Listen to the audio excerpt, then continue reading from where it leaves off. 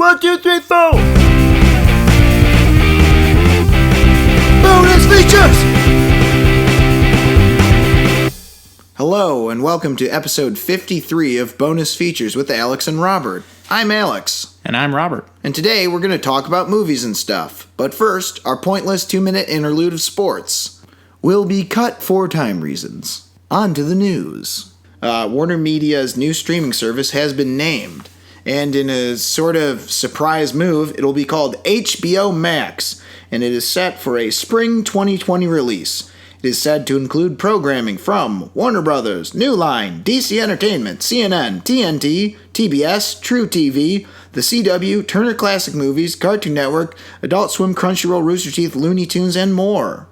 Plus original movies and series, such as the, what the hell is it called? The Gremlins thing. Dune spin-off show. Yeah, which, weirdly enough, the Dune spin-off show is, it's supposed to be linked directly to the new movie. Yeah, and Denis Villeneuve is going to be doing it. Yeah, no big deal. Just putting the cart before the horse. That's cool. Yeah. If that's how you like to do things. They got a lot of confidence in it. Yeah. I'm just saying, it's just, that worked out so well for Mile 22. Oh, God.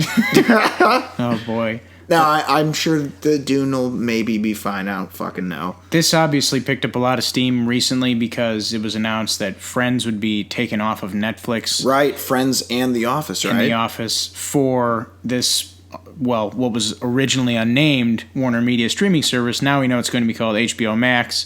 Friends and The Office will be on there. And this comes amidst a flurry of streaming service announcements. Obviously, we talked about Disney Plus. And we talked about Apple TV Plus and all the original programming content therein in both of those streaming services. Again, I have mixed feelings on this, not necessarily because of the specific content involved or the plan in which they have, but again, just I have mixed feelings about the whole idea of streaming services per media conglomerate as is. I don't like the idea of media companies leaving the public square and putting their shit up behind a paywall. It's actually technically multiple services per conglomerate. Right. Because ESPN is Disney, and they got ESPN Plus. And in addition to Disney Plus. Right. Yeah. And it is kind of weird, and to bring that back, that's why I don't like ESPN Plus. Is a great example is there used to be way more of the free UFC events on regular-ass TV, as Dave Chappelle had put it. Right. Not cable, it's just regular-ass TV. But now there's far fewer of those each year, or rather, there's going to be far fewer of those. Because what is it? The next one will be number 5, I think, and we're in. So that's 5 that have been on regular TV, and we're in July right now. Yeah, that's kind of crazy. I also take issue a little bit with the name. It's a little confusing. Oh, right. Back to the streaming service we're talking about. Well, sorry. yeah. No, it's the HBO Max. You're like, oh, so it like 55-year-old dad's like, what? HBO and Cinemax merged? Like, no. It's like, no, it's a streaming service for HBO.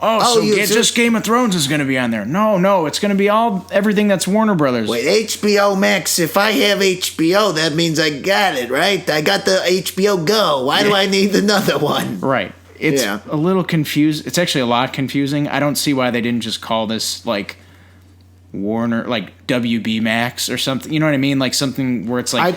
kind of all-encompassing of the umbrella that is Warner Brothers, or just like, I don't know, Time Warner Max, or I don't know. When you say HBO, you immediately think like fucking Game of Thrones. And yeah, but I think the reason they chose HBO is that's such a heavy-hitting brand right now. Yeah, it was a brand because of things like Game of Thrones and what the hell else is popular? Westworld, right? Westworld, yeah, that's like I've never seen it. Big Little Lies? Whatever. Like, I don't know what the hell people like. Gremlins. If it's not Killing Eve, I don't watch it. There you go. Hey, you heard it here first. There's a TV show that doesn't suck. Yes. You know what? Like, TV people, you got me on that one. Yeah. It's good. We haven't watched much of season 2 yet, so we'll hold out hope. Yeah, so let's not get too ahead of ourselves. But yeah. No, but I think that was the reason is HBO is very, very trusted. Okay, no, but here's something we are forgetting. whatever. Game of Thrones is their main series. We don't know the other ones that are popular. But I would say, oftentimes, if you were to just peruse between Showtime Cinemax and Stars and HBO has, generally speaking, at least with new movies, probably the best selection for movies. I would say that, I mean, it wouldn't go, I wouldn't be venturing into the weeds here to say that HBO is the first name in premium cable TV. Okay, there you go. So that's kind of what I was getting at, is HBO is a very trusted brand. They figured, why not just make this an add-on to HBO? That makes sense, yeah. Yeah, so it's a branding move. No, it was one of those things I was a little weirded out by, that they didn't just call it Warner whatever. Mm-hmm. But I'm sure there'll be commercials and shit that explain it pretty well. I mean, that's what marketing teams are for. You know? That's the other thing, is I hate how much semantics goes into this bullshit. No, if you have this, then it gives you access to these shows on 4 devices, but this only gives you access when you're underwater. It's like, well, what the hell is this? This is only valid on Arbor Day in 2024. What the fuck? Okay. Yeah, that's what I mean. I just don't like how does regular HBO work? Duh, you buy cable and you order HBO. Yep. Then get this. You mean I can watch all the HBO shows? Yes, because you have HBO. It's like, I don't know. But the one thing I will say is, this makes a lot more sense than, as we've mentioned many times, DC Universe. Yes. Because you're getting a lot of shit on here. So you're getting whatever HBO gets, and I that consists of a lot of things, but you're also getting some really good shit. One thing that stuck out to me in particular was Looney Tunes. Yeah. That is a good library of content to have. Looney Tunes, Cartoon Network, and Adult Swim. Right. So you got a lot of good animation content there. And I saw the little ad for it, and they had Flintstones. I thought, oh shit, so they're going to have a bunch of good animation. And that stuff's not really that easy to find. As we've said, I think Boomerang and Verve are really the only places that I can think of where there's an abundance of animation. Right. Oh, by the way, this also has Crunchyroll and Rooster Teeth, which are on Verve. I was going to say, how much of this is going to poach? Oh my god, Verve? I was just thinking that. So this is Verve, but more, because Verve is kind of niche. You know, it sort of goes after the nerd audience. Is Verve publicly traded? I have no idea. It makes me sad. I mean, I didn't feel bad when Netflix took a hit after Disney Plus, but Verve's kind of they were the little guy that I was like, you go Verve. You're mini major. Verve's cool. I like them. I like their deal, and their panel is real good. Yeah. Made me want to, it was such a good presentation. It made me want to watch stuff that I know I don't want to watch. Because they edited it well. They had good people running the panel. Verve knows what's up, and this is really going to screw them over. Unfortunately. Yeah, it's because it's a lot of what Verve has, plus stuff that more general audiences like. New Line, man. Yeah, there's a lot of... This is Turner Classic Movies, so you'll get some of those people that are really hurting after losing the Criterion Collection and classic movie folk. That's kind of interesting. The one thing I'll say is it might hurt the little guys, but at least this gives Disney Plus and Netflix a run for their money. A legitimate competitor. Think about all the different aspects of entertainment they're hitting. We've already mentioned what they have for animation. They get all the TBS and TNT, so regular cable stuff. HBO, premium channel, classic movies, new movies. This really seems like a complete package. It just sucks that everything has to be so kind of cordoned off from one another. This is exclusively on Disney Plus. This is exclusively on HBO Max. You can't see it anywhere else. It's a lot of money. That's why I hate this shit, because everyone thinks, oh, I'm cutting the cord by just repeating the process on several different streaming services. Yeah, I don't want to have all my things conveniently in one place. I want to annoyingly have them in 13 or 14 places. See, that's why I think like cable companies that are going to end up consolidating some of this. So we've already seen this a little bit with Comcast. Like Comcast consolidates. I mean, there's plans like I think X1 comes with Netflix. Am I right? What's that? X1 for Xfinity or Comcast. It just comes with a Netflix subscription, or like it comes with Netflix capability. Obviously. It comes with Netflix. It comes with a lot of things capability. It comes with Netflix but you still have to pay for Netflix. Like it's not a part of the plan. Okay. But even still, it's consolidated into the remote. Right, and that's what it sounds like Apple's going to do. Yeah. Which makes sense, but you know what I hate is just the horseshit excuse, we have our own original content, like as if that's enough to make the prices and the fact that everything, as I said, is cordoned off from each other worth it. Mm-hmm. It really doesn't. I'm not saying that all these original shows are bad. It's like I haven't seen all of them, but it just seems like it's just an extra excuse, kind of like how the comics were added to the digital comics are added to DC Universe, like to justify it. Mm-hmm. It is just bullshit that we're just so obsessed with segmenting the audience further. Yeah, the public square is going away, and I don't like it. I know it's like they want to make more money, but this is all like I think the other issue and maybe this is a small segment of people, but like I don't think a lot of the big media companies that are in charge of these streaming services realize that these sort of like the founding of these streaming services encourages piracy.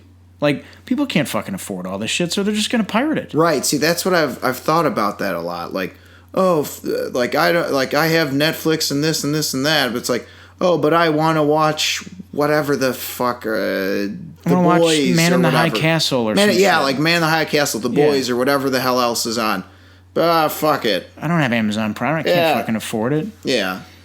I think that is a very big issue, and I agree. It's the public square thing going away sucks. It does. I'm not a fan of that at all. Mm-hmm. And what do you think it's going to take for them to realize that it's going to become a redundant process to have streaming services to quote unquote cut the cord? Do you think it's ever going to sway back in favor of some sort of cable method or no? I don't know. I think it might. I think this is very interesting because it's not what's the word? It's not removing the existence of HBO. So there'll still be a channel. Right. But there will also be content on this streaming service that will be exclusive. But I don't know if any of it is actual HBO content. See, that's kind of my big question with both of these two streaming services in particular. For instance, like not all of Netflix's movies are only on Netflix, are they? No. But a lot of them are. Yeah. So, and I'm talking non-Netflix originals. Yeah, like, Memento or like let's Dark say Knight let's say Dark Knight is on there. Is it still? Yeah, they just put it on. Is that available anywhere else? I'm sure it might be. Like for no, see that's the other thing is Xfinity and iTunes, there's always rentals and pay for it options. But what I don't like is the idea of my thing is taking stuff that's pre-existing and making it exclusive. That's the shit I can't stand. If you want to have your Gremlins show be behind a paywall, you know what? Fine. Just go ahead and do it. Like I don't need it. Yeah, I don't need your goddamn show. Yeah. I've got the movies, you jerks. No, but that's my bigger issue is making shit that shouldn't be exclusive. Like, I don't really like The Office or Friends, but that's kind of horse shit. Are those going to be exclusive? Sounds like it. I mean, obviously they're not on Netflix anymore. Well, or they won't be. Or they're on reruns still, though, on, like, TBS and shit. Yeah. And see, that's fine. Like, that's... Right. Any person can just put on sure. TV Land or whatever the hell and watch Friends or whatever the hell. But for people who have nothing but streaming services, they gotta have HBO Max. I think you might see a bubble develop here. I think that's gonna be the deciding factor on these things going forward I know this is probably not that big of a swing, but what I speculate could happen is the idea that these things are all basically in their infancy when you think about it. Mm-hmm. Even Netflix is hardly, as a streaming service, 10-ish years old? Yeah, It's not. I don't know the exact number. Doesn't matter. Let's just say it's not that old. Regardless, eventually they're going to have tons of original content, and a lot of these places barely have any. Like, how many shows does Amazon have really? Not like a ton.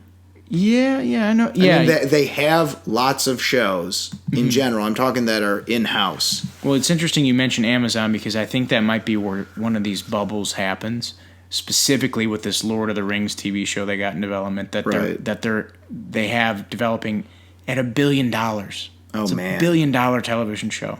So if that, and like Amazon is like second, third tier streaming service at best. Amazon Prime? Yeah, because they've got Marvelous Miss Maisel, which I know is popular, and then like what the hell else do they have? Man in the High Castle. Okay, that's another one. Sorry, so they've got a couple shows, but besides that, Transparent. Like I don't know what that is. Never heard of it. It's the one with Jeffrey Tambor. Still don't know what you're talking about. Okay, I mean they've got a couple. Like I'm trying to think what else. It's not like Netflix, which has like. Well, House of Cards, Orange is the New Black, and Stranger Things. Right, and then depending on how you want to look at it, since they're all canceled now, but at a time they were a thing, the Marvel shows. Yeah. What I mean is they've had buzz on more than 2 shows. Right. So that's going to be interesting. That's what I think is going to be the difference maker going forward is the idea of original content versus what content you have the rights to, and how exclusive are those rights. It's about IP. You're right, it's all about IP. So, moving on to our next topic. Speaking of IP. Yeah. Would you like to take this one? Well, we got a trailer for The Kingsman. The Kingsman. Yeah, sorry. The Kingsman prequel. Did it again. I know. We will link a video explaining how much we hate the title in the description section. This is directed by Matthew Vaughn, as were the first 2 films. It stars Ralph Fiennes, Gemma Arterton, bunch of people, and it's about as a collection of history's worst tyrants and criminal masterminds gather to plot a war to wipe out millions, one man and his protege must race against time to stop them. Is that what it's about? Oh, yeah. I just thought it was World War One. See, that made more sense because I was like, oh, World War One. You see a lot of that in there. You see it looks like I was like, is that Rasputin? Like, what's going on? Like, wars happening, and I guess like there's people making the war to kill people. I don't fucking know. The point is the trailer, to give people a brief, I guess, synopsis of what happens in it. It's sort of an origin story, the Kingsman, and there's this guy who, I don't know what the hell his name is. He comes into the world, and Ralph Fiennes is kind of the Colin Firth character. Mm-hmm. He's like, oh, welcome to the Kingsmen. We're going to do stuff, and I'm going to train you. And basically, it's just the origins of how the Kingsmen came to be, and the Kingsmen, suit shop or whatever the hell, and how they came to be as an organization. What did you think of this trailer overall? I'd like to read you an excerpt from the Wikipedia page for this here film. Okay, go right ahead. The Kingsman is an upcoming action comedy film directed and produced by Matthew Vaughn and written by Carl Gajdusek. Comedy, huh? Yeah, it's weird you mentioned that because, I mean, there's no attempts at comedy in this trailer. It's very serious. You know what it felt like? I've had this reaction a lot lately, and this happened again. This could be any series, and it's not that it looks bad. No, and it looks. It actually looks good. But it looks weird though. Right? Yeah, particularly the way battle scenes, the cinematography. It's pretty. I don't want to say like realistic, but. It doesn't look like there's a lot of CGI, is my point. Dare I say dark and gritty? Yeah, I was trying to avoid saying that, but it does look rather dark and gritty. And it doesn't look bad, but this hardly feels like anything that screams out Kingsman. That's the main... Until you see the logo. The logo and the shop. Yeah. I was thinking, again, my heart went out for the 55-year-old dads. Like, what the fuck is this? What? Kingsman? Yeah. Where's Didn't we already have one of these? Yeah. Let's call it Kingsman. Why are they making the Kingsman again? Yeah, no, it's like it looks good, but like Why does Colin Firth look like Ray Fiennes? why is he What Voldemort happened? now? No, it does look good, but again, I was just very confused by it. I'm like, yeah, this doesn't look like it doesn't look like a Kingsman movie until the very end. Nothing about it screams out Kingsman, and see, that's kind of where I have a problem. I don't want this to be another one of those movies where it's, but it is though. It's an origin movie, and I don't need this shit where, oh, let's do a bunch of stuff, go on adventures. Hey, I've got an idea. Let's start a Kingsman organization. Yes, and we'll have it in the shop right there. And we'll have a neat logo. Oh my god. Well, because a lot of the times these movies, that style of movie doesn't work. And I can think of three. Robin Hood from 2010. Fant Four Stick, a.k.a. Fantastic Four from 2015. Street Fighter Legend of Chun-Li, 2009. Those movies all did that, where... You're right. Like, you get to the goddamn point. Okay, let me guess. Chun-Li is going to become a cop eventually, and then she's going to let her go to the tournament. Hey, look, here's a tournament. Okay, great. We already know that. That should have been the fucking movie, not whatever the hell. This definitely does look like a movie that was something. And it might not be, but it does look like it was something before, and now it's been ported into being a Kingsman movie. Right, and so my thing is, I don't want this to be... Oh my God, I get it. You're going to start the organization. Just get to the point. You know, the idea of origin movies feel like filler a lot of times. And I know this is going to be very unpopular, but I'm going to go ahead and say it. The reason why I like the Star Wars prequels is because you know that eventually he's going to become Vader. Anakin, that is. But the path to get there is interesting with, within itself. Sure. There's Darth Maul, there's Darth Count Maul, Dooku. there's the idea of the Republic versus the... What the fuck are they called? The Trade Federation? Yeah, the Trade Confederation. Yeah. Or, sorry, the Trade Federation. So... Drones. Right. Or drones. The clones. The clones, yeah. There's a lot of interesting shit that you had not seen really at all other than... things they had alluded to through conversation in parts 4 through 6. This kind of feels like this is any action movie, not a bad one though, but what about this looks like it's going to be an interesting journey to get to them becoming the Kingsmen? I hope it isn't. And that's... Okay, so let me... And this is something I thought of while watching it. There's another World War I prequel, technically, that came out a little bit ago that really worked as a movie in its own right, not just as a companion piece to the greater world that movie served in. It was a little movie called Wonder Woman. Yeah. So that worked as just its own story. It didn't have to... There was no Easter eggs like, oh, that's Batman's dad, or like...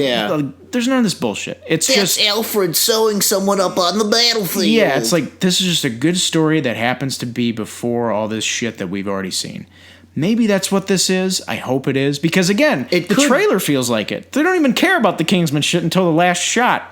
See, that's kind of my problem. I feel like this is going to be one of those where, the story in and of itself will not be that, like, an interesting journey to get from point A to point B to becoming the Kingsman. However, it could be a good movie just by itself, but... That's the problem with this shit about having everything needing to be... It's got to have a brand, see? Yeah, see? Gotta have a brand. Maybe shaped like a K that's sideways, see? Yeah. What I want to know is, when are we getting those Men's Warehouse movies? Like, what the fuck? Seriously? It's going to be a while. Yeah, but mixed feelings on this, man. Like, it looks good as a movie, but then, like, you add the Kingsman stuff, I'm like...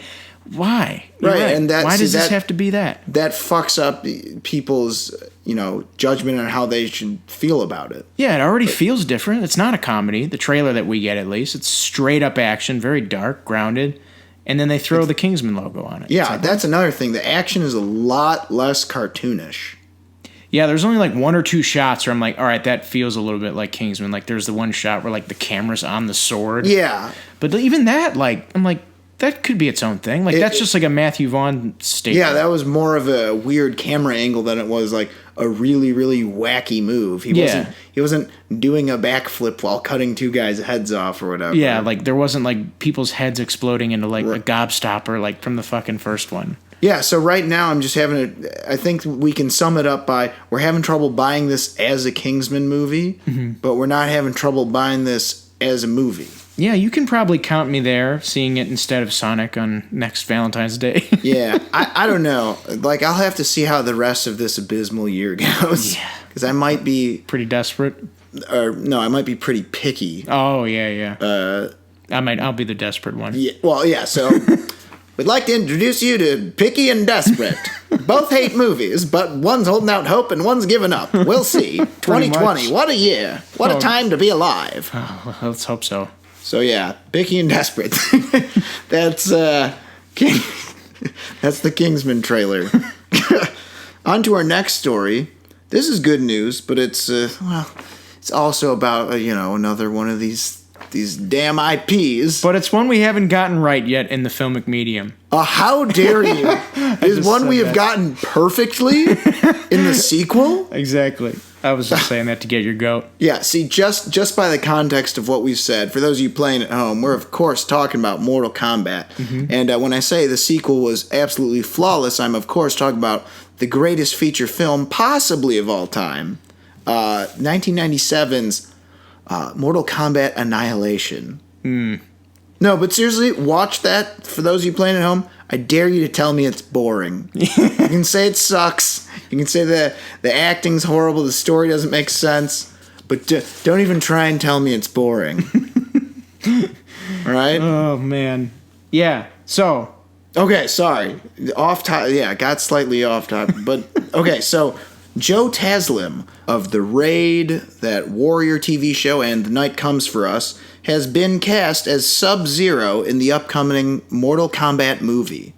I cannot tell you how ecstatic I am about this choice. That bodes well. Yes, cast someone who fits the role. What a concept! What next? Get a director who has experience directing action? Oh my God, that'd be too much for this world. Yeah, I think they already missed the boat on that one. Well, it's too late. Simon McQuoid, this is his first directorial credit, This is his first feature film thing he's doing. He's directed commercials. Now, who the hell knows? He might have directed a really badass commercial with a lot of fighting shit. Mm-hmm. Not that I know of, but it's you just can't hope for a Russo brothers thing to happen again. Yeah, I know what you mean. I hope this ends up... But this helps, Yeah, this bodes well. This helps a lot. You have a seasoned gold medal winning fucking martial artist playing one of your main characters, and that really bodes well. I'm very excited for this, and I hope when the cast fills out and we actually get an idea of who's choreographing this or coordinating it, or both, then we can get even more excited about it. That's the other thing. It depends on who's doing the stunt coordination, but it sounds like there's going to be an emphasis on that for this movie. Based on this casting. Well, not only that, but I had heard, murmurs about they've been considering other people who they're looking for. They're looking for martial artists, cage fighters, bodybuilders, athletes, etc. And that's good, because that means we realize this isn't Hamlet. We realize this isn't The English Patient. We're not looking for, whatever, Robert Redford and whatever the hell. With a screenplay by Eric Roth. Yeah, exactly. We know this isn't Meryl Streep looking for another Oscar. Right. This is an action movie, first and foremost. Mm-hmm. Let's not, I do like that it sounds like they're cutting the bullshit. I also heard a rumor that fatalities will be showcased. That's what I heard. I'm hoping to see some good X-ray ones. Yeah. That would be fun. I would be delighted to see that. That's another thing that is interesting, though. They're going to make this R-rated. And, well, I mean, the world has changed since 2016 because of Deadpool. Yeah. You can make an R-rated movie and make it make shit tons of money. Well, that's the thing with Mortal Kombat is it's got such a following. Yeah. That, there's been so many games since the 90s, since 97 when the second and most recent Mortal Kombat movie has fucking come out. There's been so many games, so many better looking games, and the fandom has just gotten bigger and bigger. I anticipate this making a lot of money, even if it has shitty word of mouth. Like, people, when they see that dragon seal, they're just gonna fucking want to see it. They better use the fucking theme song. Oh, sure. And they better not do some bullshit like Mortal Kombat. Blah blah blah blah bump. It's gonna be the DJ Khaled version. No, just regular. Dun, dun, dun, dun, dun, dun, dun. Mm-hmm. Technically, the song is called Techno Syndrome. Mm-hmm. I think. Yeah, it sounds right. Yeah, I've got the soundtrack, and it is awesome. It's got all that good stuff. Typo Negative. Yep. You know, that dude, he died since, but he was that dude who had that super deep voice. God, it's good shit. No one likes a bloody liar. Yeah. The song is awesome. And all the industrial music. I miss that style. His voice, man. Yeah. Legendary. Point is, we're excited for this movie, and this is one of the first casting announcements in a while where I've actually thought, okay, so this sounds good for the movie in general. Yeah, it seems like they're trending in the right direction. Right. So, go Mortal Kombat, go. All right, next story. It's another shocker about people choosing people to do things that actually make sense. Oh, yes. I'm having a little trouble believing this. Robert, I don't know. I just can't read it. This is too crazy. It seems as though one Derek Kolstad has been chosen to write a certain show called Falcon and Winter Soldier. I think is this that show where they punch people on this show? I think it's a Marvel show, so. Okay. Wouldn't you believe it? I think there will be punching. Okay, some punching, maybe some shooting of people. Yeah, possibly. And this Derek Kolstad, has he worked on punching, shooting projects before? Well, there was this Jonathan Wickerstein series. Okay. Oh no, I'm sorry. It's called John Wick. Oh, John Wick. Okay, yeah. Oh my God, this is so crazy. It's like they chose a writer who actually writes action movies to write an action show. What a concept. Yeah, this is, I know we previously reported that one of the writers for Empire was going to be working on it. I don't know to what capacity he is now, because now Derek Kolstad is going to be doing it. Isn't it weird how they thought that, we need someone to, actually write an action show? Isn't that strange? Man, one of the things that I love about Derek Kolstad... All right, enough, sorry. Well, no. One of the things I love is not just his eye for... Not eye, but, his understanding of how to write an action movie, but his attention to detail in embellishing and sustaining a very lived-in and creative-feeling world. And nothing screams that more than Marvel. And, I feel like he's going to help flourish the world out even more so than we've seen. I feel really good about this. Also, I'm so glad, once again, I've already said this, but man, am I glad this isn't a TV show and this is just going to be a 6-episode event or whatever they're calling it. Miniseries. Oh, yeah. Man, am I glad, because if there's one form of media, of serial media that I can get upon, it's miniseries, which is, in many regards, for me, the perfect synthesis of TV and film. Miniseries, that's one of the places where it's at. Yeah. Band of Brothers, good shit. Mm-hmm. No, I hear you. But I'm just more shocked that they're kind of, I don't know. They're going for the fan choice. They're they fan cast it. Oh man, Derek Kolstad. But with writers. Yeah. They're wouldn't Derek Kolstad write a great Marvel movie? It's yeah, here he is. Right. Writing a Marvel show. Well, whatever. It's close enough. Yeah. Well, my point is, though, it's refreshing that they're choosing people to, it's like I've said 100 times, action is its own type of art. Mm-hmm. So, an example I use is Chris Terrio. Mm. We thought, oh man, Chris Terrio, he proved that he's a good writer when he wrote Argo. But that doesn't necessarily mean he's going to translate to superhero action film, So the idea that they're just hiring whoever just because they're skilled at writing without realizing you have to be skilled at a specific type of writing. Mm-hmm. And I think Derek Kolstad has proven that tenfold. The John Wick series, I would say, is the best action series right now.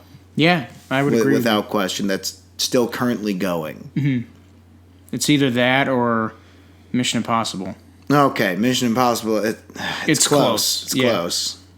But it's a great poll, and I'm excited to see how he further embellishes upon the story of Zemo, Falcon, and Winter Soldier. Captain Falcon. And can't believe they didn't call him that. That was a blown opportunity. And also Agent 13. Yeah, because where the hell was she? They built up this thing like she was going to be part of it. I remember she was part of the promo material for Civil War. You know, they had all the character posters and concept art and shit. She was just there to make out with Cap. Make people wonder if that was incest or not. Yeah. Or weird or just, I don't know. But then, of course, as fate would have it, the two heroes of this upcoming show nodded in approval. Yeah.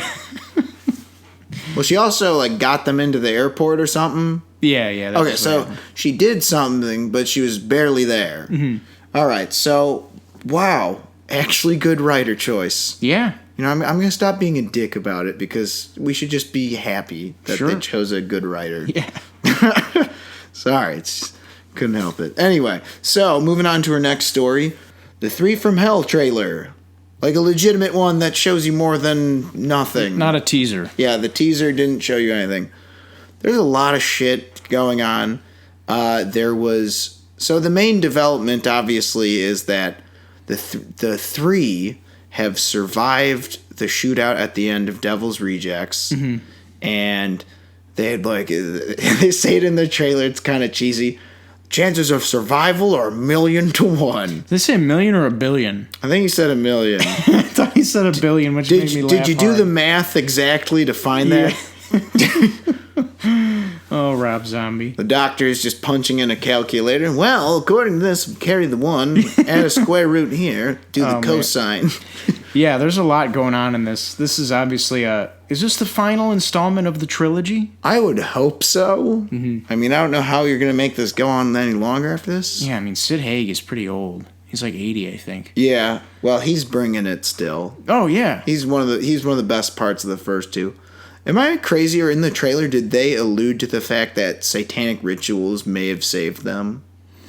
In the first trailer? In this trailer. Oh, in this? Yeah, there's a newspaper clipping that's like satanic healing, or I don't know. Yeah, so the only thing that worries me about that is that kind of seems like another movie that added something that didn't seem like it belonged to the lore. What's that? Halloween. No, I'm talking, that a little bit. Like that's Season of the Witch.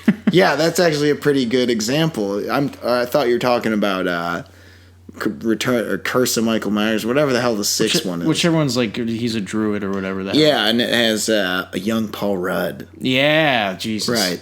Right. What's it called? Oh, Indiana Jones, Crystal Skull. Oh, Jesus, yeah. You know, it added the aliens bullshit. Yeah. Like, it just didn't belong, and I kind of feel like what makes Devil's Rejects so messed up and scary is that it's real-ish. The realism. Yeah, I get that. Yeah. I mean, they have these larger-than-life characters, but there's nothing fantasy about those movies. Mm-hmm. It's got a huge cast that's, like, unfortunately not as... Like, you don't really see as many... what's the word? Like, you don't see a lot... Like, Danny Trejo's in this, but he's in, like, one, like, shot. Like, if you blink, you miss it. Yeah. You only get a little bit of glimpse of, like, Clint Howard as Mr. Baggy Britches. I didn't even see... Yeah. You know what's weird? This trailer was cut with a lot of close-ups and just a lot of cuts in general. Yeah. It's almost disorienting. A little bit. And I kind of figured that's the way they wanted it to be. I still don't even know what this is about. I'm imagining it's like they escape from the hospital or they get out and they just go back to doing shit. Well, it also looks like they not only escape, but that they've got some minions this time. Because there's the sign, free the 3! Yeah. You know, so that's kind of interesting that they're adding some new elements to it. Mm-hmm. It looks like a wild ride. I don't know what to think about it, though. I feel like this could be either really good or really garbage. It's hard to tell. I'm right there with you, actually. It could be bad, but I don't know. I don't know, though. First, like, Devil's Rejects is good. Like, I really like both of them, even though... And I get that those are not movies I'm going to go to bat for. If someone's like, those movies suck, I'm like, yeah, I get it. Yeah. Like, they're not happy-go-lucky movies. No. They're not pleasant. Mm-hmm. But they're entertaining in a very, very dark way to me. Yeah. So hopefully this one will be similar, following those footsteps. I hope so, and I hope it doesn't try and phone it in, because that'd be a problem. Right. I agree. So, I'll for sure see this once it comes out. I have no idea how it's going to turn out. Yeah, we'll have to see. Very unsure. As always. Yeah. Yep, that's right. We'll have to wait and see. Those not in unison, but no, it's okay. That's fine. That's just all right. Further cements the sentiment behind that remark. Yeah, just like whatever. Anyway, so that's that. That'll do it for the news. Now we move on to the review section of our podcast, where we start out with our review for Midsommar, directed by Ari Aster, director of last year's horror film Hereditary. This is a follow-up to that. It's not really a sequel, but it's his next movie, and it follows a group of friends who travel to Sweden for a festival that occurs once every 90 years, and then find themselves in the clutches of a pagan cult. It stars Florence Pugh, Jack Rayner, William Jackson Harper, and Will Poulter. And we both saw it. Yeah, we sure did. So I did not see, or I saw Hereditary. You have not seen Hereditary. No, but I was excited as hell for this movie because I thought it looked real goddamn good from the trailer. And I was just so excited to see an original movie.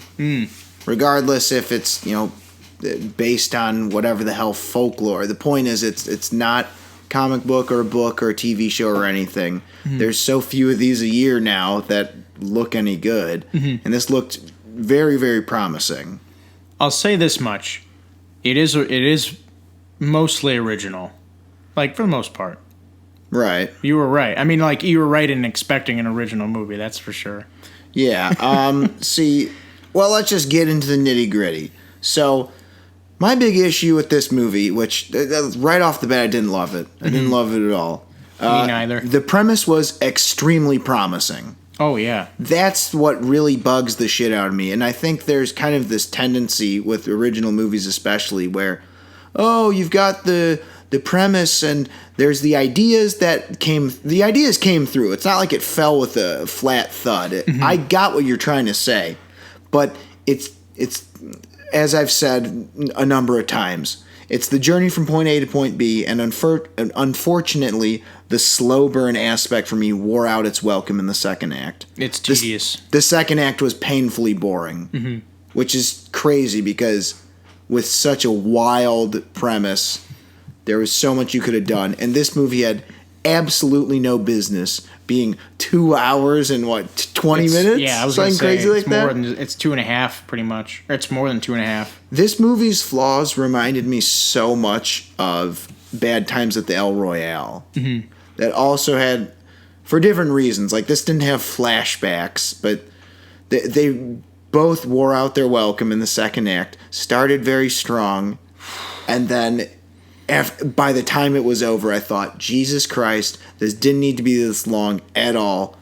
Why couldn't you have made this a regular, hour 45-minute movie? See, that's what I thought, because even at 2 hours long, Hereditary felt like there was no moment wasted, and every scene built to some sort of reveal or twist, whereas this, it suffers mightily from what I would say are an excess number of scenes and elements and even plot threads and characters that I wouldn't even say need to necessarily be there. It ultimately drags the pacing down and inflates the running time to a half hour longer than I agree, a half hour longer than it needed to fully be.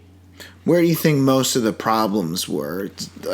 Without talking about spoilers, you mean? I mean, talking generalities. Like, did you think that maybe the Christian, the boyfriend character, Florence Pugh's boyfriend, whatever, I don't know the actor's name, do you think maybe he had too many roommates, maybe? Yeah, there's a subplot involving a thesis paper and whether or not someone's copying, and I'm like, this... We'll get into that because I thought that was... I agree with you. I thought that was an entirely stupid plot point. It is, especially considering where everything goes. Because at the end of the movie, you're like, so none of this really mattered then. Okay, yeah. There's this... I wouldn't necessarily say this is a bad movie, and I wouldn't not recommend it, because I do think because clearly there are people that I would like say it. I would say I wouldn't. Well, because I don't fucking know what people like. Well, okay, I don't know. It depends on who we're talking to. I'd say I didn't really like it, but like there are things I like about it. Like, it looks very good. The acting, for the most part, is very good. It's made very well. The ideas, and like you said, the ideas get across. It's just the intangibles didn't work for me. Like, the pacing didn't work. The sequence of events weren't very enthralling, and then it's just there are like we said, like, there are ancillary elements that just don't fit together. I think part of my problem is this movie had a weird thing going on where it's a horror movie, right? And horror is supposed to be about like, you're supposed to really have good suspension of disbelief for horror movies. But at the same time, it kind of touted itself as a realistic version of a horror movie. Mm-hmm. So when you set it up as this hyper real world, and then you have these characters acting like complete idiots, mm-hmm. and it leaves you thinking no one would react like that in this situation. Mm-hmm. You've kind of lost me. You've lost me in the way that I thought you were trying to make this, for I guess in layman's terms, a smart horror movie instead of like popcorn entertainment. Because it sets up this very somber, like, serious, real world, but then it's just bullshit the way they react to things. I just sat there thinking, there's no way people would react that way. Mm-hmm. And back to what you were saying about it looking good, I feel like that's almost a weird problem that's not unique. Or, sorry, it looking good by itself isn't enough. Yeah. And that's not a unique problem to either indies or blockbusters. Mm-hmm. The way I'd put it is this. It's too much CGI in blockbusters is to too showy cinematography in indie movies. Yeah. You know? There's a lot of, it feels like pretension. That's their version of...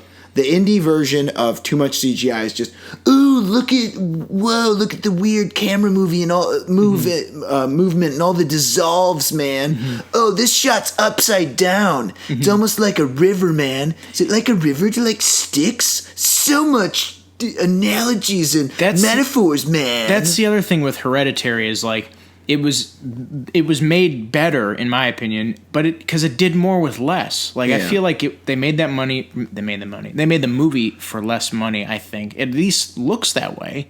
I mean, they did so much, like the camera movements in that were so much more simple, and like the imagery was just a lot more scary. And I know it's a different kind of horror film. Like, this is more in line with like a Wicker Man than like, whereas with Hereditary, it's like a lot more of like your straight-laced like Exorcist, type film. Right. But yeah, it's I know what you mean, where it is very pretentious with its imagery at points. Right.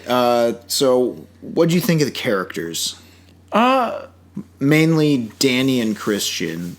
Danny, who's played by Florence Pugh, and Christian, who's played by Jack Rayner. Right. They do the job. I think what's supposed to be, what's the word?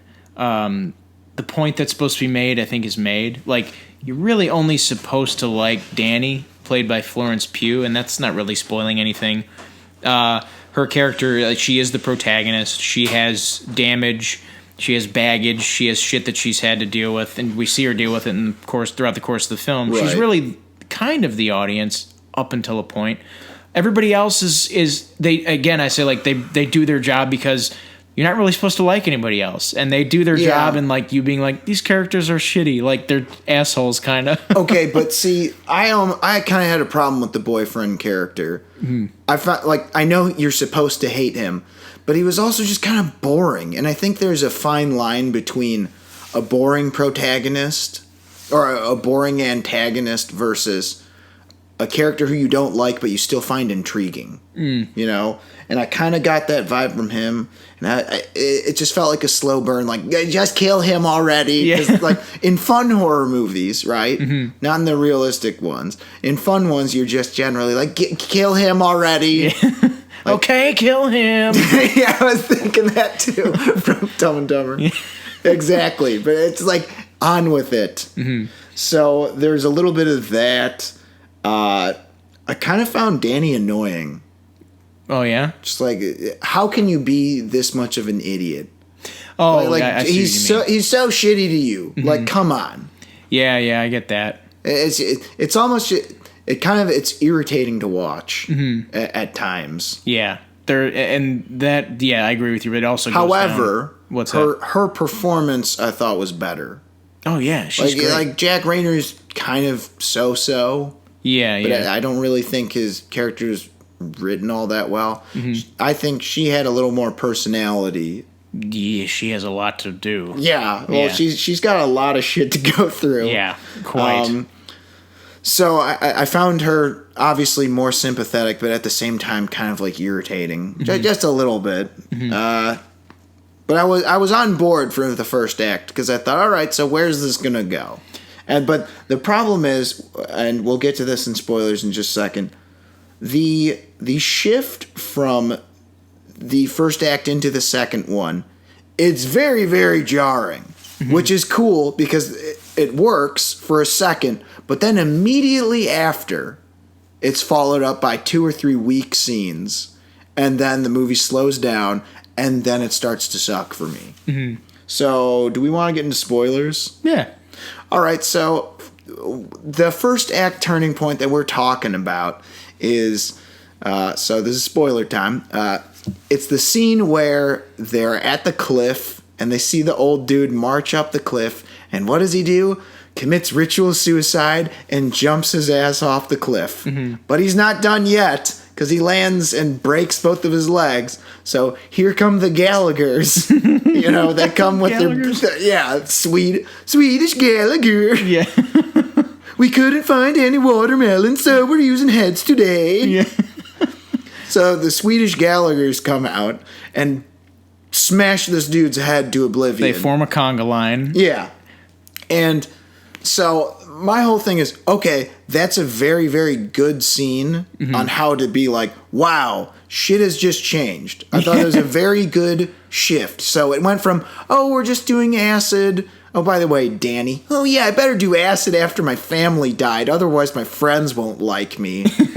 That's where I decided I kind of disliked her as a character. A little bit. Yeah, I know what you mean. I'm just sitting there thinking, don't be such a pushover. Who gives a shit? But anyway, I have a big problem with the scene, the way they react. They're just kind of like, oh no, that was scary. Except the one British couple is the only ones who have the realistic reaction. Like, oh, what the fuck was that? Like they're all up in arms. The rest of them are just kind of, they act like that. That's fucked up. Yeah. But the rest of them just kind of sit back like, oh no, that's crazy. It was almost like they just looked at a gross photograph. This guy has just been killed in front of you, essentially. And they're like later they're like in their bunks like, yeah, it's pretty crazy. Like they walked past a car accident. Like, no, this is bigger than that. It's like the fucking, like, it would have been one thing if they both jumped off and died, but like the second dude didn't even work. They had to improvise. Like, well, get the mallet. It's like, Jesus, they went all fucking Harley Quinn on his ass. Yeah. Though I will say that effect, the head explodey effect, good stuff. But yeah. But you know what? We're gonna do a new in review segment because we had such a problem with that scene. This is how we think that scene probably would have gone if these people had realistic emotions and thought processes. So here's what we'd like to call a new segment that we're just gonna simply call rewrites.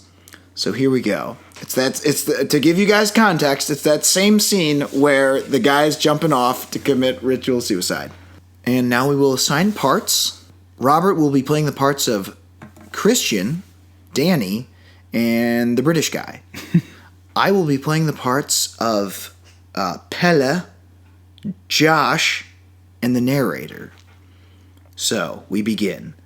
Exterior, mountains, day. We see a man jump off a cliff. He lands with a thud. Other villagers come out with mallets and bash his head in. Danny starts to vomit. Christian and Josh look on in horror. The other two British characters, I forgot their names, start to shout at the villagers. Josh gathers the two British people, Christian and Danny, in a secret football-style huddle. Alright guys, here's the plan. We're gonna meet in secret tonight and get the fuck out of here. What about Mark? Yeah, he can come too. Ready? Break! They all clap their hands in unison. Oh, speaking of break, I think we need to break up, Christian. You suck ass. Yeah, fair enough. Pella, that's the name of the Swedish roommate, looks on at their circle curiously. Hey, what are you all doing over there? We're just talking about Tom Cruise and Burger King. You know, American stuff. But aren't two of you British? Oh, Simon, that's the name of the British guy. Anyway, that's narrator's note. Anyway, back to the story. Oh, bloody hell. Close enough. Oh, okay, I got it. I'll see you all in the village later then. Oh, make sure to do more acid before you come back. We will. Josh turns back to the circle and shakes his head no. And scene. Oh, thank you. Thank you all. Too kind. Right. Okay, the point I'm trying to make with that unnecessary little detour is, if they saw that shit, they'd be like, what the fuck is this? I'm out of here. Mm-hmm. Let's gather supplies, food. Let's make smoke signals. Yeah, I know that they kind of implied that's a long drive, but that's when you go into survival mode. You're like, all right, we got to get the fuck out of here and report this place. Make sure this shit gets shut down. This is fucked.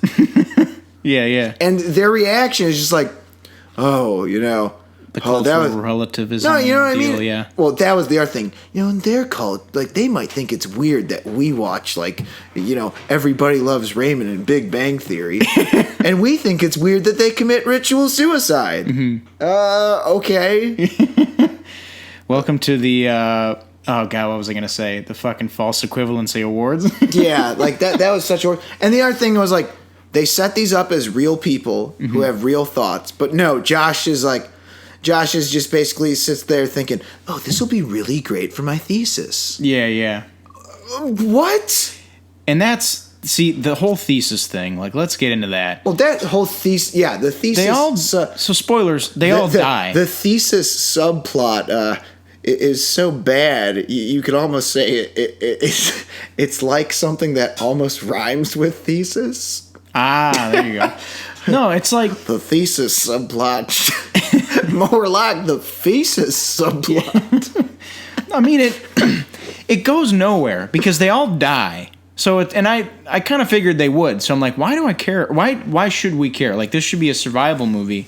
I shouldn't... Or it should be what Ari Aster really pitched it as, which is, this is a breakup movie. And I think at its core, it's some of that stuff works, but there's so much in the way of that. There's so much right. We want to get laid and no drugs and, anthropology theses. And I'm like, this is filler. This doesn't need to be here. And then I just started to think about the whole anthropology plot in general. And I'm like, that's really all that Josh's character functions as, is to be this foil or even an antagonist for Christian. So I'm like, that character can fucking go. Yeah. And really, what fucking purpose does the Will Poulter character have, Mark, other than be the what do you call it, the comic relief? And the other thing about that was he had a couple funny lines, but after a while it was just kind of zoopity doopty doop, I'm the comic relief. Hey, he just says, I don't know. I just didn't find a lot of his lines funny after a while, and the Josh thing, yeah. You know what I also didn't like about that shit when Christian just says, "Oh yeah, I'm writing my thesis about it." And they get in that whole spat. You can't steal my thesis, brah. And he's all, "Watch me." I just felt like that was just so late. It was just so lazy that Josh, what other reason was there for Josh to steal it other than he's a jerk? It just felt very forced. Yeah, I think you cut out those characters, you cut out Josh and Mark, and you make Christian the sole roommate of Pella. You focus the story back on to him and Danny and their relationship, which is what the movie's supposed to be about, and you cut out all the bullshit. And most importantly, you reduce the runtime by probably 10-15 minutes. That's a very good point. And you know what the other thing is? that only strengthens the focus on Pella too by getting rid of those other characters. Right. Because Pella plays a really important part in the movie, obviously, as it turns out that his parents were killed or whatever, and we're assuming by the cult. Yeah.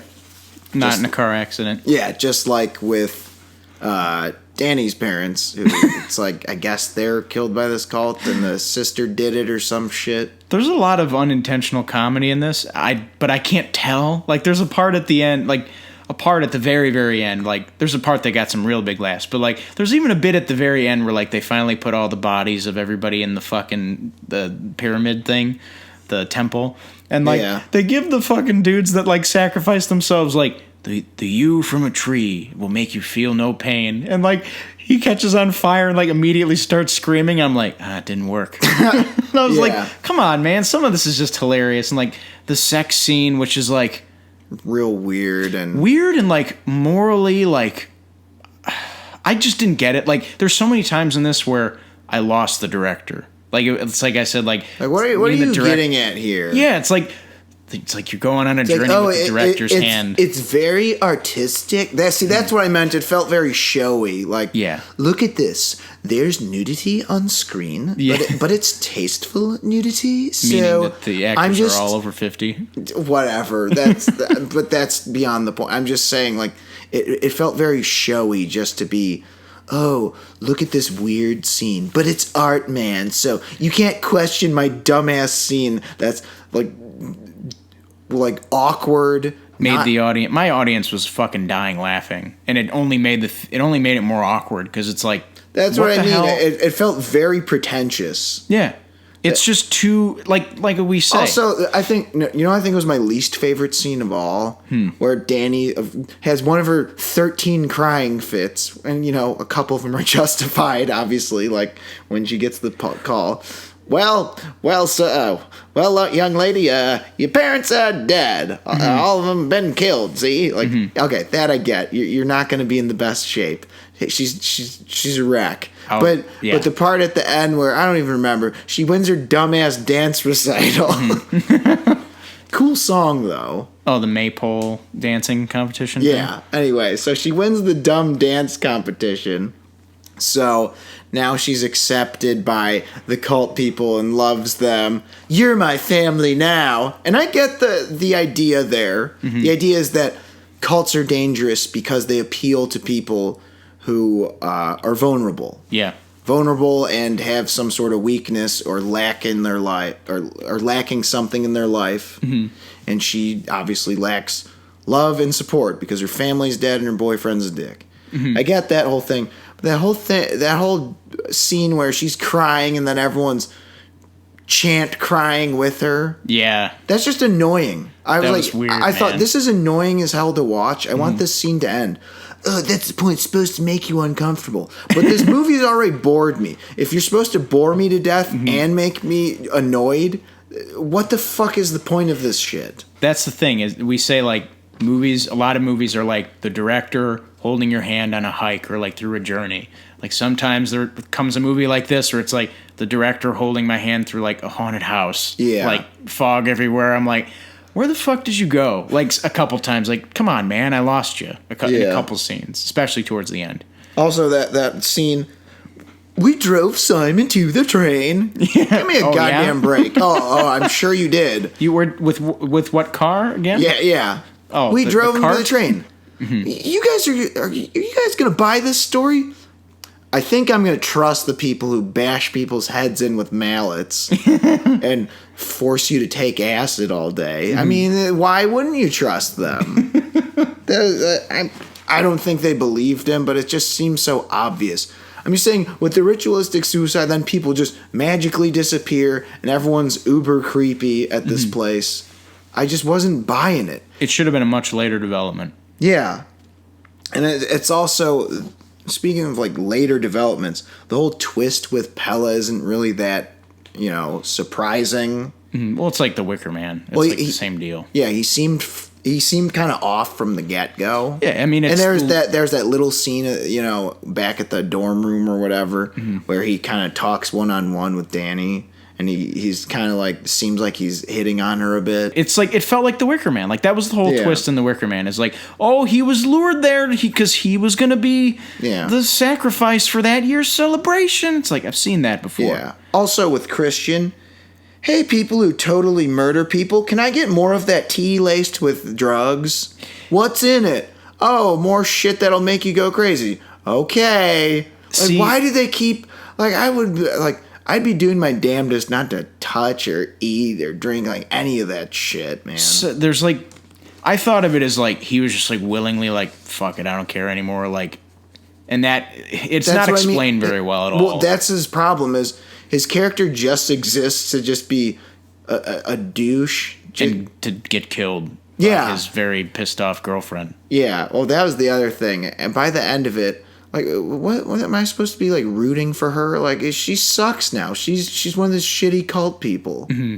It's like, it's a no-win situation. Like, what would have made the movie even more tragic is, like, if he was actually, like, full-on, like, assaulted, like, sexually assaulted by this cult, and, like, she saw it and, like, thought it was something else, but then they paralyzed him. Technically, he took love potion number 9. But that's what I mean. Like, if it wasn't consensual, and like she thought it was, and then that's the tragedy. Is like, no, I can't talk and say like I was fucking like these people did this to me, and like she thinks it's one thing, but it's really just it's the breakup movie that Ari Aster wanted it to be. And so again, some of it works. I love I don't love the opening scene.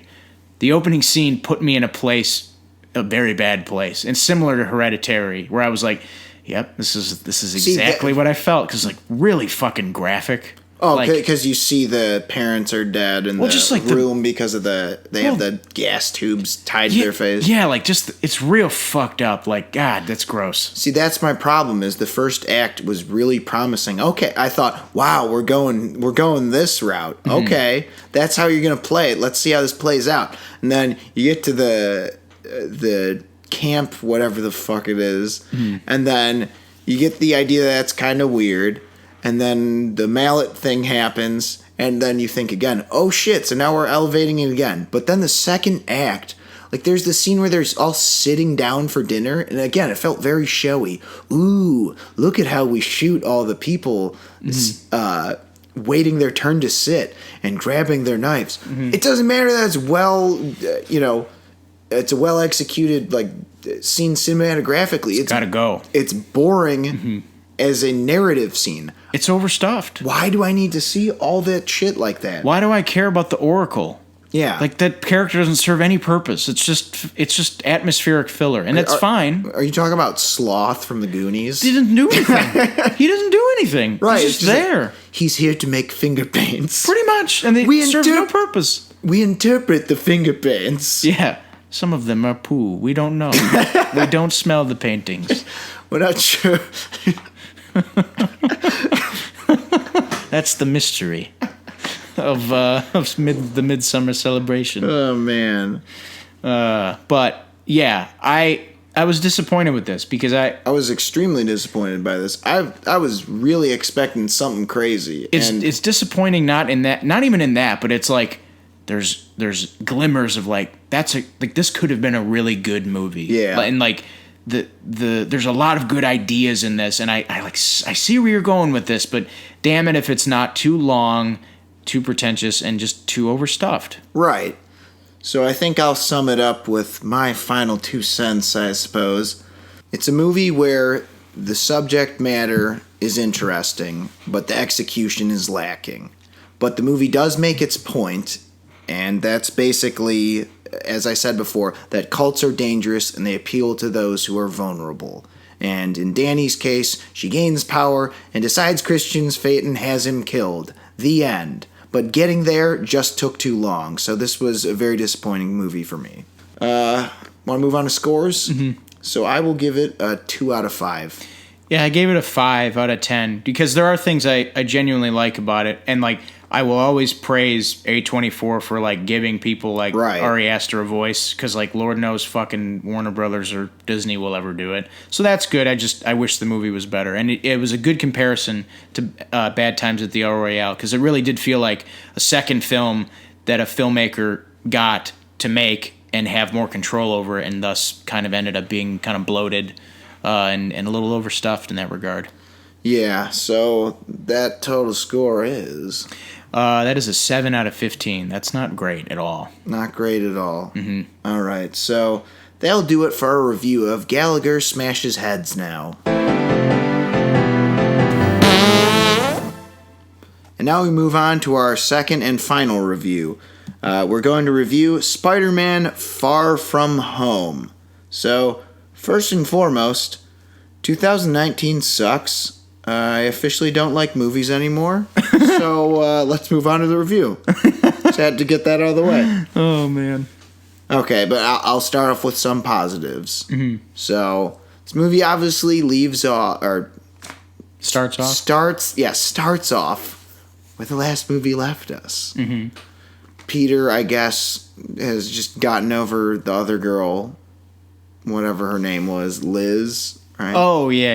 He's like, no, the hell with her. I like MJ now, and you just have to accept that, I guess, because stuff. And it's like, all right, fine. Mm-hmm. And then he's on vacation, and he's just all mopey and sad because Iron Man's dead, and blah, blah, blah. Mm-hmm. But, shit doesn't go his way. Spider-Man always has to do Spider-Man shit, even when he's far from home. Mm. So, I guess I'll start off with one point. It's a decently funny movie, I think. Yeah, it's okay. Comedy's alright. Yeah. I thought the first one was funnier. A little bit. I think this movie picks up where the first movie kind of was slacking off, I think, also. In some ways. Not in comedy ways, though. I don't know. I just felt underwhelmed by this. Yeah? Kind of like the other Spider-Man. I lied to myself a little when I left the theater. I'm like, yeah, it was pretty good. I'm like, and I thought about it. I'm like, it was just okay, but it didn't really, it failed to wow me. Of course, there are a couple parts that are an exemption to that. Yeah. But anyway, it's decently fun, I think, mostly thanks to Ned and Martin Starr and J.B. Smoove. J.B. Smoove. Yeah, I agree. Those two I thought were criminally underutilized. Yeah, they were cracking me up, man. There were a couple bits that they had where they were just talking about the hotels they were staying in, and like J.B. Smoove has this weird fucking like obsession with witchcraft. Yeah, it's funny stuff. I could hear that dude talk about anything. It's just as Curb fans, we appreciate the guy. Right, of course. Let's see. Most of the side characters just still kind of suck. Like Flash. Yeah, he's not great. He's okay, but like he's okay, but it's just this doesn't really seem like, I don't know. He's just not really much of an antagonistic force. No, he's kind of like he just kind of occasionally calls. Yeah, exactly. Like, you never really get like the sense like, oh man, Flash is. Oh man, he's the bully. It's like he's just a douche. I thought the first movie did a little bit better of a job of that. Mm-hmm. Because he when I say penis, you say Parker at the party. Like he felt like he was a little more in Peter's face. This one, it's definitely like played off more that like this guy's like kind of pathetic. Like, yeah. Sup, Dick? What? That's like that's the best he can do. Mm-hmm. Is just an occasional, snide remark. Where in the other one, as I said, he kind of goes more out of his way to be a jerk to Peter. He does get sack tapped in this one though, so that's funny. Yeah, so that was kind of funny. Sure. And that's the other thing is this movie it takes a while to get to the Spider-Manning. That's the one thing I'll say. First of all, I will say if people don't like this, I get it because it's not like this isn't like Spider-Man 2 or like even Into the Spider-Verse where like if you don't like that, like aesthetic relativism aside, or in mind, like I just don't get you, man. You're a crazy person. Like this one, I'll understand. Yeah. Like if people don't like it, like yeah, sure, it's not perfect, but like I really enjoyed this. I enjoyed it more than the first one, and there is very, very. It's not I won't say it's objectively great or good, but like there's things in it that are for Robert. There's a couple. There's a couple things in it. I think we'll probably be in agreement on. In spoilers, most particularly, but no, I agree with you in that the first act for sure. I was like, this is okay. Like, but what's going on here? Where are we going with this? And it's not it's one of those things where you think, yeah, this would be fine if this was just some high school movie. Mm-hmm. You know, it kind of felt that way. But I don't know. When I see a Marvel movie, I need to see some people, you know, right, getting thrown through walls and punched and shit. I don't know. He does some Spider-Manning, but even then, like when Spider-Man first comes into play, we're like, even then I was like, all right, this is good. Like, and we see Jake Gyllenhaal as Mysterio, and I won't broach too much on it, but like we see him, and some of my worries, I know we talked about this because in the trailer, I know I said like I didn't really think Jake Gyllenhaal was bringing it. Yeah. And I was worried. And this movie's like the first half of the second act kind of put me in that place again because I'm like, yeah, Jake, what are you doing, man? Like, this isn't really you. But they rectify that. Right. And quick. It's kind of hard to explain, but overall, Mysterio was a compelling villain. Yeah. I liked him more than Vulture, oddly enough. Just because he's probably my favorite Spidey villain. It's like him and Kraven, man. He's up there for me. I'm still Gabi and Venom. I'm very unoriginal about my Spider-Man villains. Yeah, I mean, if it's not Gabi or Venom though, it's like for me it's Mysterio and Kraven. Like those are the two like that I fucking go to. Point is I mean, he's got a really great rogues gallery, mm-hmm. and it was nice to see Mysterio get some love. Honestly, because it's been a long time coming, especially with the rise of CGI and special effects. He seemed like the perfect villain to put in a movie, you know, on mm-hmm. the big screen. Mm-hmm. So, but onto the action scenes. I thought they varied. Mm-hmm. The Mysterio stuff was obviously the best. Oh yeah, for sure. And we'll get into spoilers about exactly what. But some of the elemental stuff, it was kind of meh, and I was a little worried about that, which is weird because Mysterio's also in. Somehow, at the same time in one scene, you're very interested in one part and then not in the other. Mm-hmm. And, oh God, this is so hard to talk about. Yeah. But I agree with you. The scenes where Spidey is fighting elementals, I can't say much, but it's like there are better scenes in the movie. I agree with you. Yeah, see that's my problem. And it reminded me of the first movie where the action quality varied throughout the movie. I agree with you where it's like the first one, the dynamics of the movie were better because like Spidey's fighting people, but it didn't look as good. This one, it looks better. Like everything is shot better for the most part, but like the dynamics aren't as good because he's like fighting monsters and like fighting other things, which we'll talk about in spoilers. Right. That like just don't make for as compelling action, in my opinion. In our opinion. What do you think about the Peter Michelle stuff? You know what? I was very worried again, obviously, because I was not a big fan of that character in the first one. I thought she was just just aside from the MJ stuff, because that's almost just like a footnote of the fucking character at this point. I just thought the character was very off-putting and like just very annoying. Yeah, and just not likable. Yeah, I listen to Cure. I make dumb faces.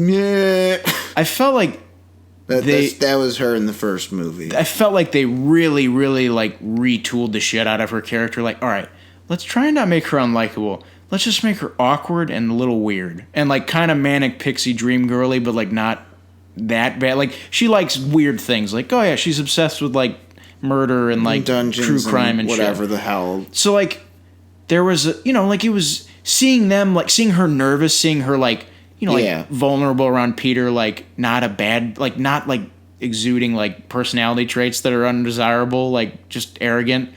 That was good. I'm like, okay, we're seeing new folds to this character here. Like I just felt better about her in this. I still don't like her as being MJ. Like I just don't understand. Like why can't she just be her own character? Like that's true. It doesn't make sense for her to be MJ. Like she doesn't have. This character has to succeed. Her success rides on the fact whether or not she's called MJ or not. It's like, no, you didn't even call her that. Her name's Michelle. Like it just is a dumb idea. But as a character now, I feel a lot better about her than I did in the first one. Okay.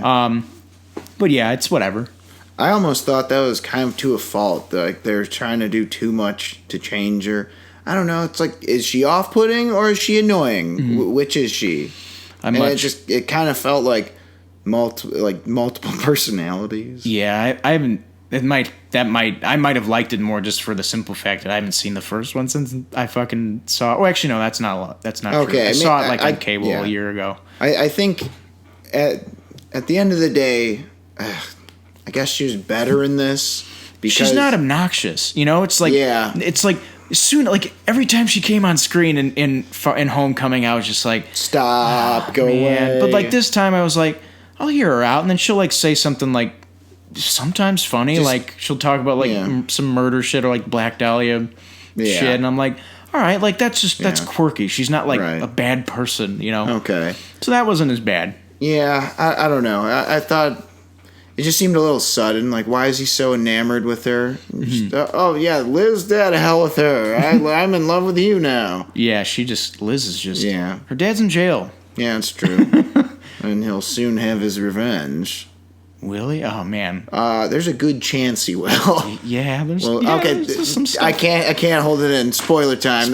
These movies are impossible to read without spoilers. Anyway.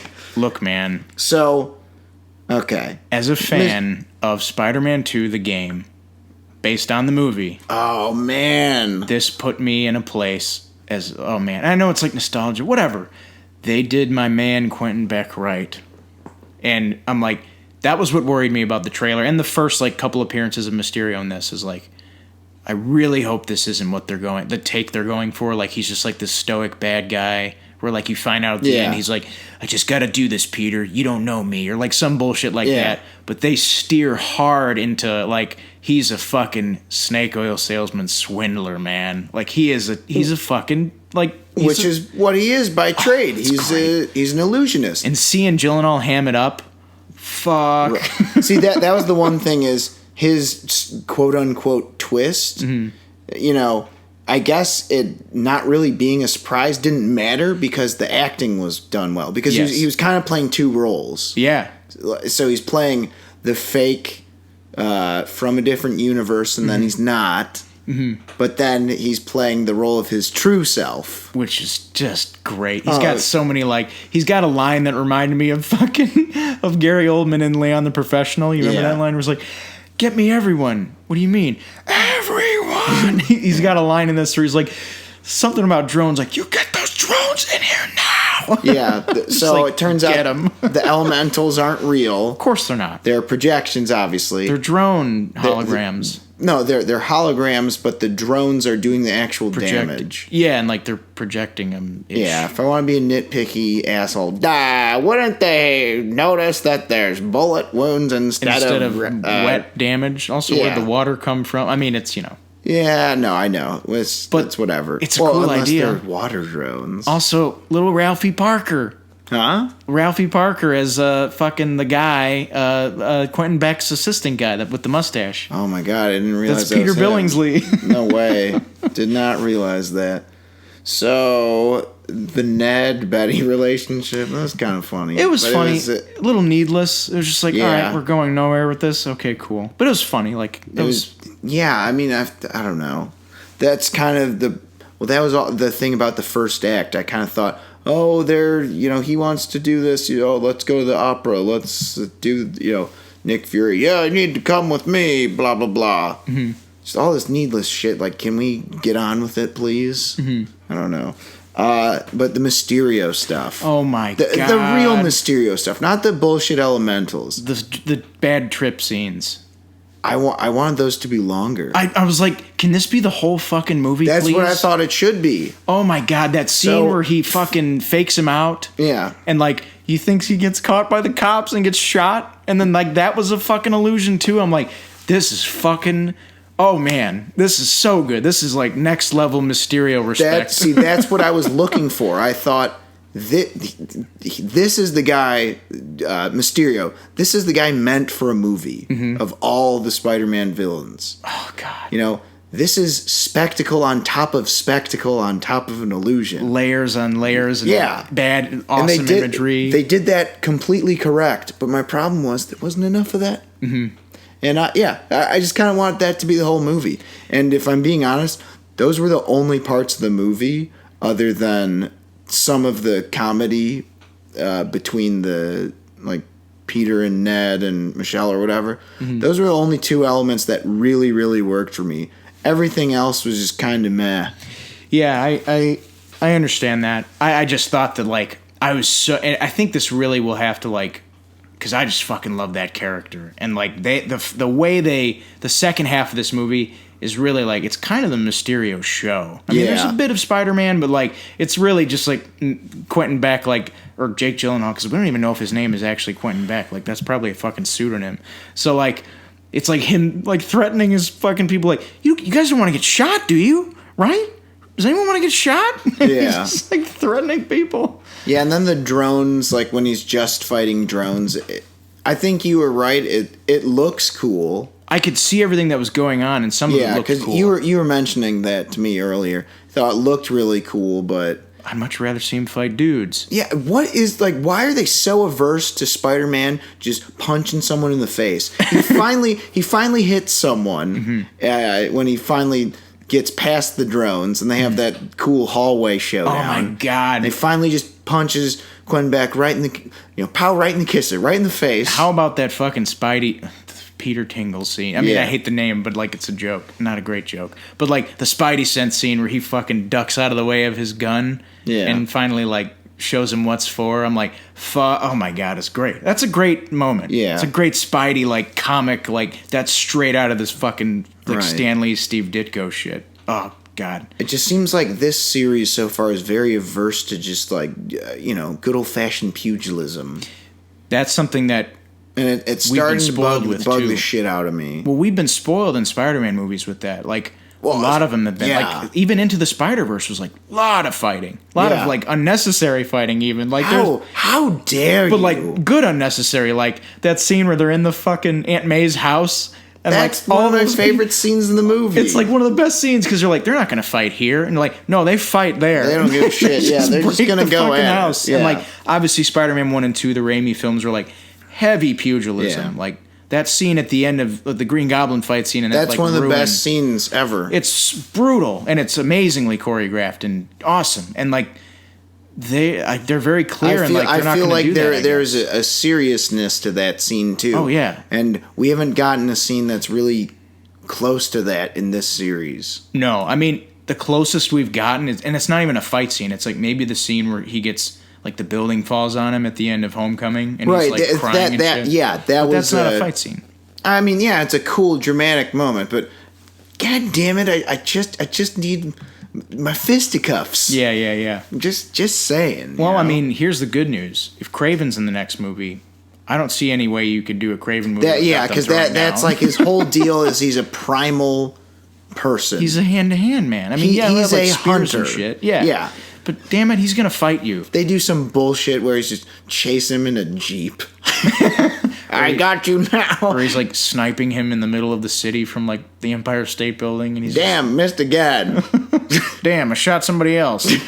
All right, I'm gonna find a new perch, which will still be a mile away. Yeah, I'm going on the Statue of Liberty this time. Yeah, that would be no fun. Yeah, but speaking of setting up the next movies, so let's get to the humdingers of post-credit scenes that we got. So the first one is J.J. Jameson is back, and once again, oddly enough, being played by a bald now. Yeah, J.K. Simmons. J.K. Simmons. So I thought that was kind of fun, but I thought that was I felt like a cheap development. It felt like just a gag. Like, I honestly don't expect everyone knows he's Spider-Man now. Everyone knows he's Spider-Man. Because Quentin Beck made a video and is trying to frame Spider-Man. Mm-hmm. I don't know. Also, I don't think he's really dead. Yeah. And I fucking hope he isn't. Yeah, that could be. I hope there's like a scene where like Scorpion and fucking Vulture and whoever the next villain's going to be are sitting at a fucking table with 3 other people. Right. And they're like... Who sent us here? And then you see fucking Jake Gyllenhaal walk from out of the shadows and like, "Hi, gentlemen, I have a proposition for you." Like, Sinister Six. It seems like that's what they're setting up next. It's like the potential for Mysterio in this. It's like, no, I don't want it to be over. I want more. Yeah. I want more. God damn it. Yeah. It's so good, those scenes. Yeah, dude. And I felt like there weren't nearly enough. There wasn't... either that or I felt like go bigger. Mm-hmm. I mean, I know they went for it, but I don't know. It's just I had that nightmare scene, man. I was like sitting there like, please be 40 minutes long. That's kind of what I was thinking. I wouldn't mind if it was that long. What a big swing that shit would be.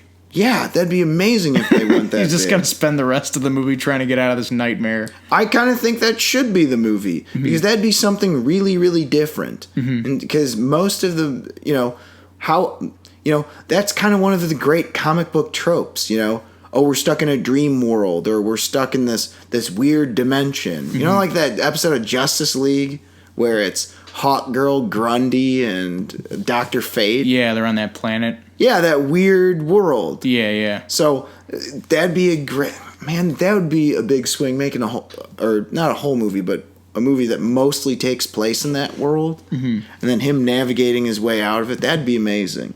And I kind of, I don't know. This was all right. It's just it just lacked like a major oomph. I get that, because those were the standout scenes, but all the action before that was relatively generic. I mean, they tried to make use of the locations pretty well. Sure. Like the canal and the bell tower stuff. Yeah. And the carnival, right, but it kind of lacked specificity, other than, this is a cool location, and this bell tower is falling over. Oh, he's got it. Yeah, it's not super thrilling. Yeah, it's not like the fucking Jesus. It doesn't even flick a booger at the fucking L train scene in Spider-Man 2. Right. There's a lack of intensity. Yeah, I mean that scene. You're like, he's gonna fucking die. Yeah, he died. Yeah. And then there's Joey loses Diaz. his mask. Yeah, and then the Joey kid hands Diaz. it. We won't tell. There's so much work. Yeah. He said he promised. Yeah, they did, and they didn't. Yeah, and I don't know. I wasn't feeling any of that throughout most of this movie. And then Nick Fury and Maria Hill were Skrulls. That just felt like bullshit. Yeah, that was weird. I don't know what that's setting up either. Like, is that setting up a Captain Marvel thing, or is that setting up a Thor 4 thing, or a Guardians thing, or? Yeah, that just felt like world building shit. Whatever.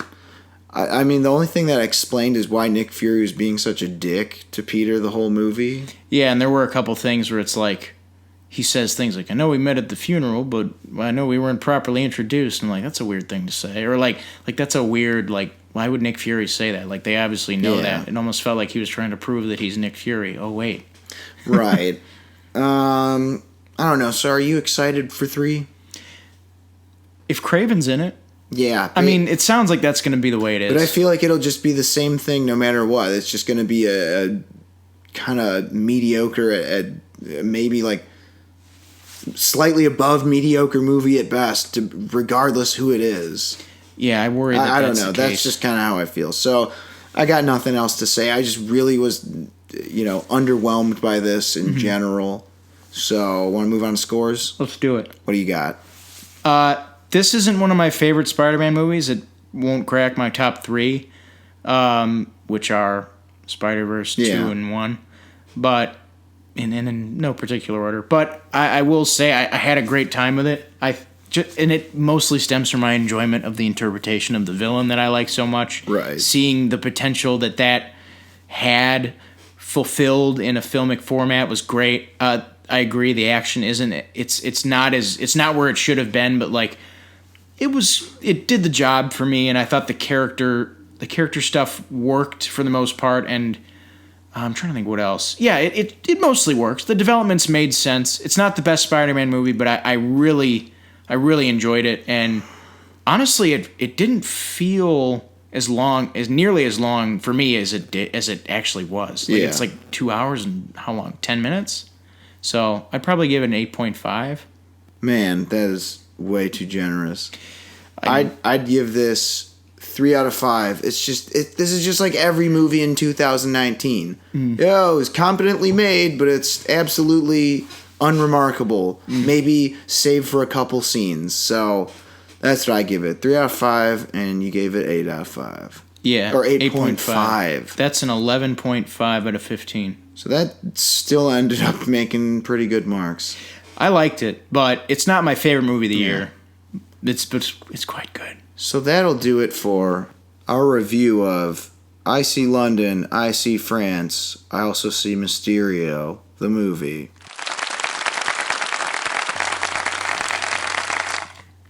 Thank you, everyone, for listening to episode 53 of Bonus Features with Alex and Robert. I'm Robert. And I'm Alex. Also, feel free to follow us and like us on all of our social media outlets, including Facebook at Bonus Features with Alex and Robert, YouTube at Bonus Features with Alex and Robert, Shout Engine at Bonus Features with Alex and Robert, Spotify? Yes, we're on Spotify. Yes, Bonus Features with Alex and Robert, and iTunes? Yes, we're also on iTunes now. Bonus Features with Alex and Robert, and Twitter at Bonus Features AR. Yeah, and we also do Twitter. You know, it's whatever. And now time for album recommendations, where we just randomly say albums we like, I guess.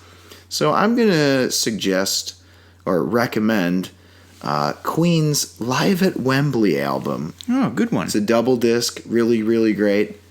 Even that shitty song by them that I hate, it sounds better live. That's good. Even Radio Gaga sounds better. No, but for real, the We Are the Champions is real solid. Mm-hmm. The Brian May guitar solo, like the 8-minute one, it's pretty badass. It's a great live album. Hell yeah. All right, what do you got? I might disappoint you because I'm going indie rock. Oh, no. I got a band. I've been listening to a little bit of their stuff through XRT, and I just decided to give one of their albums a spin. A band called Real Estate. They had an album called In Mind that came out in 2017. It's pretty good. I haven't heard of them. They're not bad. They're a little proggy, some weird time signature stuff. Careful now. No, it's not. It's not. This isn't Yes or Rush, but it's like they do some weird stuff where it's like, right. that's not 4/4, you know. Okay, all right. It's not bad. Little math rock. Yeah, sure. You know, like I like Minus the Bear. Yeah. Oh, is it like them? Sorta. It's more like. But Minus the Bear is probably better. No, I'm No, kidding. it might be better. Yeah, whatever. I think you might think so. Yeah. Okay, so that'll do it. See you guys next time.